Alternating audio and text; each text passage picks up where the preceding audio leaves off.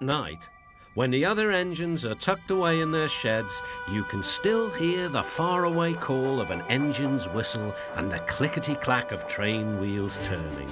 This is the sound of the post train. One train is pulled by Thomas and the other by Percy, as the loads are too heavy for one engine to do the work alone.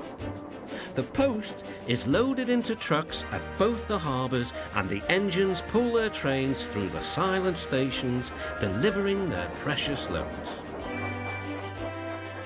On a clear night, a big shiny moon brightens their journey, but often Thomas and Percy can't even see the stars. But whatever the weather, lamps along the track always light their way. One night, Percy was waiting at the junction. The main line train was late. At last, Henry arrived. "Sorry," he puffed. "The mail boat from the mainland was delayed." "Come on, Percy," said his driver.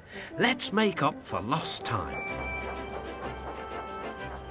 Percy puffed along as quickly as he could, but the sun was already rising as he finished his work.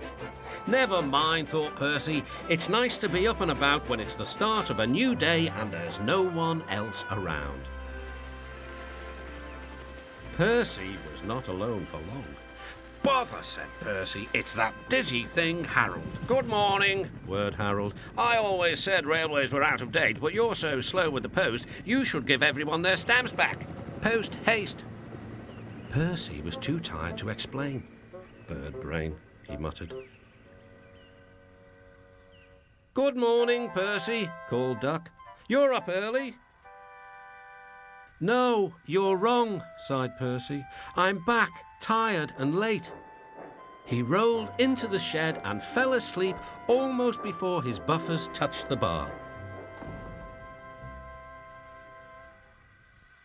His driver decided to set off early that evening. Thomas was waiting at the station. "Thank goodness I've a chance to speak to you. Driver said that the person in charge of the post has complained to the Fat Controller about the delay last night." "But that wasn't my fault," replied Percy. "I know," said Thomas, "and so does the Fat Controller, but this post person wouldn't listen. Tonight we'll just have to be quicker than ever before." The engines were just leaving the station when they heard a familiar buzzing. "I say, you two, there's news flying about." "Where?" puffed Percy. "All over the place. They're going to scrap the post train and use me instead. Wings work wonders, you know, always." "Rubbish," huffed Thomas. That night, everything ran like clockwork. Thomas and Percy steamed through the stations, making good time everywhere they went.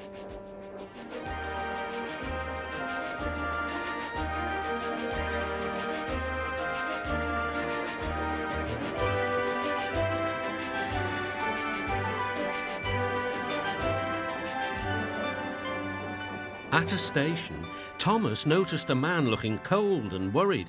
He had missed his train home. "We can give you a ride," said Thomas's driver, "but it will be rather uncomfortable." "Thank you," said the man. "Anything's better than sitting here." The next afternoon, Percy passed the airfield and saw Harold. "Hello, Lazy Wings. Are you too tired to fly today?" "The wind's too strong. I've been grounded," grumbled Harold. "You need rails," laughed Percy. "They work wonders, you know. Always." That night, the Fat Controller showed the two engines a letter. It was from the man who had missed his train.